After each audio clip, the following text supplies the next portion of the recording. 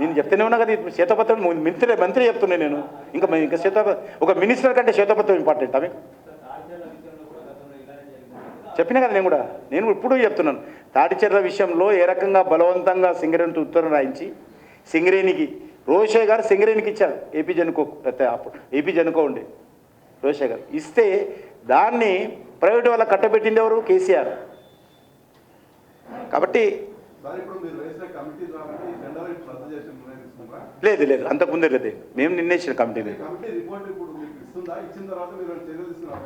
మళ్ళీ అదే అంటే ఇంత అడిగితే మాకేం అధికారం లేదంటే తెలుసుకోవడం మీలాంటి వాళ్ళు ప్రశ్నిస్తారని నేను వివరాలు తీసుకొని మీకు ఇస్తున్నా.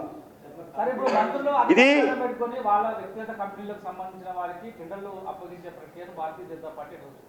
వ్యతిరేకిస్తున్నాం చెప్తున్నా కదా.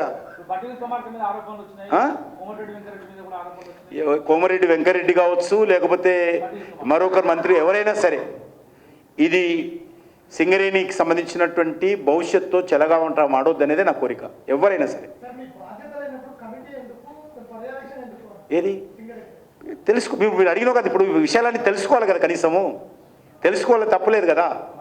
మాకు వివరాలు తీసుకుంటున్నాము, ఇంత జరుగుతున్నది కాబట్టి సింగరేణి ఇంట్రెస్ట్లో, మళ్ళీ చెప్తున్నాను నేను, సింగరేణి ఇంట్రెస్ట్లో సింగరేణి భవిష్యత్తు కాపాడడం కోసం నేను నా స్వతహా కొన్ని చర్యలు తీసుకున్నాను. గతంలో కూడా తీసుకున్నాను. ఇప్పటికీ నైనిక్ కోల్ బ్లాక్ ల్యాండ్ ఇప్పించాను, ఒరిస్సాలో క్లియరెన్స్ చేయించాను.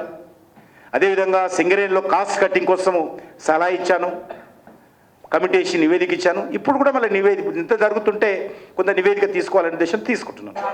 ఇది ఇంట్రెస్ట్ ఆఫ్ ది సింగరేణి.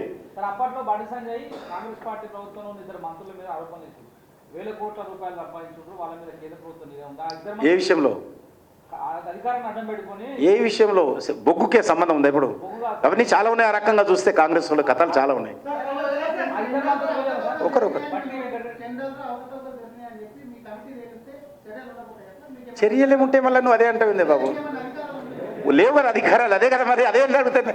మీరు చెప్తే అధికారాలు రావు, రాష్ట్ర ప్రభుత్వం ఇస్తే అధికారంలోకి వస్తాయి.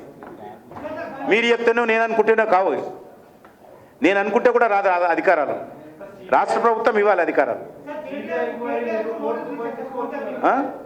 మళ్ళీ పార్టీ ఇప్పుడు ఓని సింగరేణి అయిపోయింది.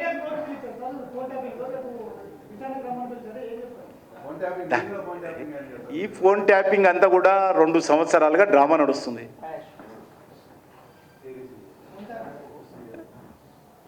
రెండు సంవత్సరాలుగా మీరు హైకోర్టులో అఫిడవిట్ ఇచ్చారు, జడ్జీలకు సంబంధించినటువంటి ఫోన్లు కూడా ట్యాపింగ్ జరిగిందని. ఎవరిచ్చారు? రాష్ట్ర ప్రభుత్వము అఫీషియల్గా హైకోర్టులో అఫిడవిట్ ఇచ్చింది. ఇంకా దానిపైన ఇంకా ఎంక్వైరీ లేనిది, దర్యాప్తు లేనిది, గుడ్డేంది, కూసేంది. చిత్తశుద్ధి ఉంటే వాళ్ళకి చేయాలా?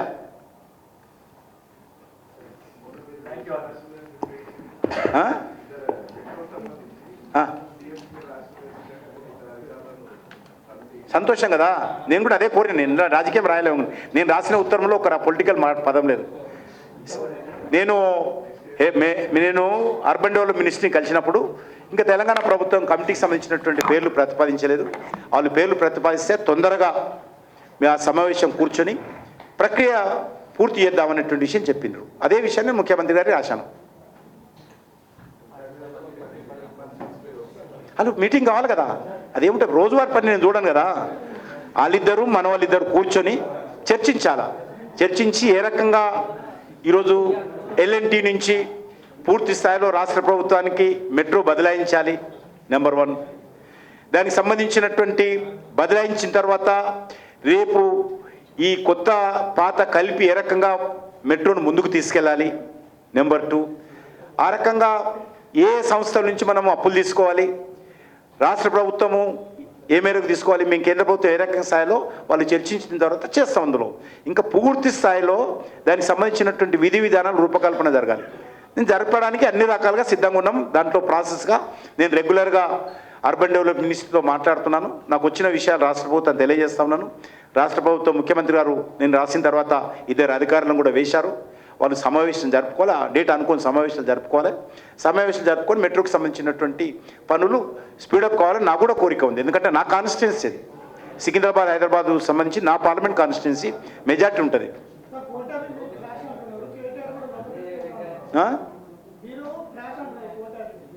ట్యాషన్లే ఎంక్వైరీ మీరు వెళ్ళవడం నువ్వు వదిలేని మాట్లాడేస్తా టూ మచ్ ఇది. నేను మీరు ఎంక్వైరీ చాలా స్పష్టంగా చెప్పిన, రాష్ట్ర ప్రభుత్వమే రాష్ట్ర హైకోర్టులో జడ్జీల ఫోన్లు కూడా ట్యాప్ చేసి, మిగతా ఫోన్లు పెట్టి నా ఫోన్ నీ ఫోన్ పక్కన పెట్టు, జడ్జీల ఫోన్లే ట్యాప్ చేశారని చెప్పి వాళ్ళు రిపోర్ట్ ఇచ్చిన తర్వాత ఇంకేం కావాలి, ఎంక్వైరీ కావాలంటున్నా నేను అనేది. మీరు action should start action immediately, enquiries పక్కన పెట్టండి.